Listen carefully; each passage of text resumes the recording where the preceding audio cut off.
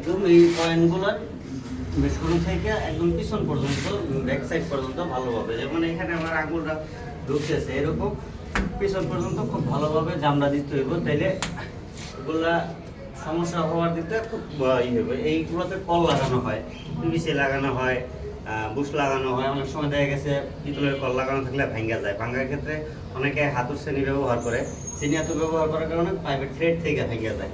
কারণ এগুলো টাইস হবে, অনেক কিছু মেনটেন করে কাজগুলো সম্পূর্ণ করতে হয়। প্রত্যেকটা পয়েন্টের গোড়ায় যেমন শাওয়ার হবে, এখানে অ্যাঙ্গেল আছে, এখানে অ্যাঙ্গেল আছে, এখানে একটা কল আছে, সেই ক্ষেত্রে প্রত্যেকটা পয়েন্টের গোড়ায় গ্যাপটা পরিপূর্ণভাবে বালুটা পরিপূর্ণভাবে দিতে হবে, যাতে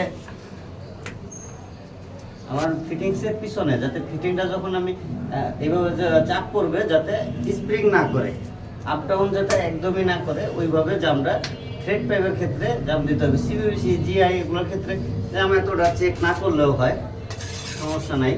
কিন্তু এর ক্ষেত্রে কনসোল স্ট্রোক কক এইসব প্রত্যেকটা পয়েন্টের ক্ষেত্রে এই জামগুলোর দিকে ভালোভাবে খেয়াল করতে হবে যে আমার ফিটিংয়ের ভিতর পর্যন্ত গেছে কিনা। একদম ভালোভাবে এই জামটা দিলে ভবিষ্যৎ এই পয়েন্টগুলোর সমস্যাটা আর হয় না। যদিও শ্রেণী এত ব্যবহার করে তারপরেও প্রবলেম হবে না, কারণ এটা আমার আপ ডাউন করতেছে না। তো শ্রেণী এতটাও যদি কল করার চেষ্টা করেন ভাঙা অংশটা, তাও এটা ঠিক থাকবে, পারফেক্ট থাকবে, ঠিক থাকবে।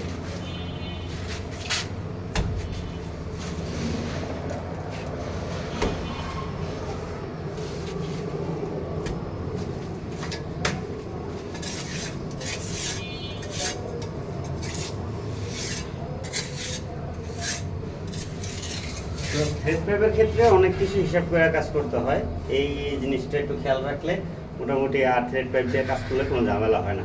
আর থ্রেড পাইপ গিজারে না ব্যবহার করাই ভালো। অনেকে থ্রেড পাইপ গিজারে লাইন করতে গিয়ে ব্যবহার করে, আসলে থ্রেড পাইপকে গিজারে না ব্যবহার করাটাই ভালো।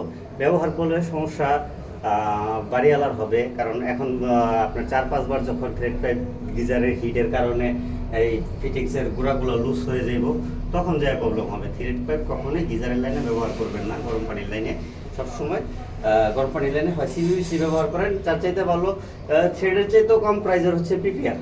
আপনারা পিপিআর ব্যবহার করেন গরম লাইনে, তাও আপনার ভালো সার্ভিস দিবে। আচ্ছা, ওকে, কেটে দেবো।